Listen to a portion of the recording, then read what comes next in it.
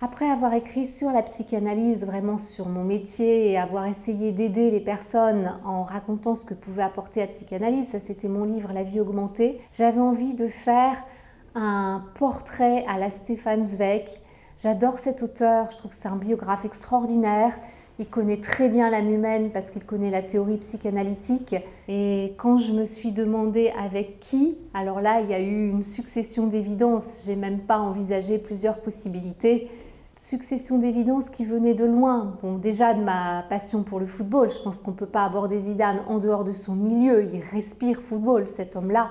Et moi, je suis une petite fille du football. J'accompagnais mon père au stade très tôt. Et ensuite, il y avait ce souvenir d'un voyage au Bangladesh que j'ai fait. À ce moment-là, quand je l'ai fait à la fin des années 90, Zidane n'était même pas champion du monde. J'avais aucune idée de ce qu'il en resterait. Et en allant dans ces plaines du Bengale pour faire un portrait pour une série qui s'appelait Femmes de lumière, donc une femme dans l'humanitaire, a priori ça n'a rien à voir, elle nous avait emmenés dans une école avec des jeunes écoliers. Et là, il y a une scène que j'ai jamais oubliée. Donc elle nous présente comme des Français. Ces jeunes écoliers n'avaient jamais vu ni d'Européens ni de Français. Et il m'a dit « Zinedine Zidane », en un mot, tout attaché. Je lui ai répondu « Zizou ».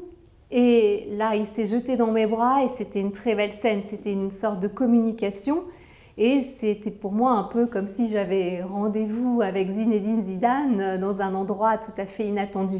Quand j'ai eu cette idée, j'ai commencé à me plonger dans les documents parce qu'on regarde toujours les documents avant de savoir si on va écrire, pour sentir quand même si ça résonne, si on se sent entrer dans ce monde. Et j'ai vu une interview absolument magnifique de Zidane, tardive en 2017, où on revenait sur sa vie et on projetait sous ses yeux les images de son père.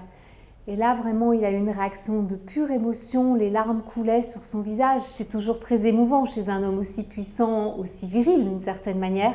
Et là, j'ai vu toute la sensibilité chez Zidane, toute la profondeur de sa sensibilité et aussi quelque chose de mystique dans la relation qu'il avait à son père. Pour lui, c'était un dieu et toute cette profondeur d'âme ressortait à ce moment-là. Et là, je me suis dit que j'allais faire un beau voyage et ça a duré 3 ans.